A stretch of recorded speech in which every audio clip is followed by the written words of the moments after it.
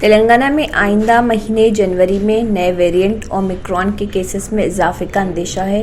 حکومت Omicron variant کے cases کو چھپانے کی کوشش نہیں کر رہی اور عوام کو چاہیے کہ وہ سخت چوکسی برقرار رکھیں تاکہ کورونا اور نئے ویریئنٹ سے مقابلہ کیا جا سکے۔ Director public health doctor Srinivas Rao نے میڈیا کے نمائندوں سے بات کرتے ہوئے کہا کہ 15 جنوری کے بعد ریاست میں کیسز کی تعداد میں اضافے کا امکان ہے اور فروری میں بڑی تعداد میں کیسز منظر عام پر آنے کا انہوں نے اندیشہ ظاہر کیا۔ سنواس راؤ نے کہا کہ عوام کو نئے ویریئنٹ سے خوفزدہ ہونے کی ضرورت نہیں۔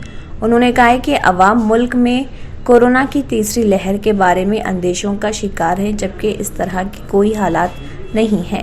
انہوں نے آنے والے دنوں میں لاک ڈاؤن کے امکانات کو بھی مسترد کر دیا۔ اگر آپ نے ہمارے چینل کو ابھی تک سبسکرائب نہیں کیا ہے تو یہاں پر ریڈ کلر کا سبسکرائب بٹن دکھ رہا ہے، اسے کلک کریں اور ہمارے چینل کو سبسکرائب کیجیے اور ساتھ ہی ساتھ بیل آئیکن کو بھی کلک کیجیے جس سے آپ کو تازہ اپڈیٹ ملتی رہے۔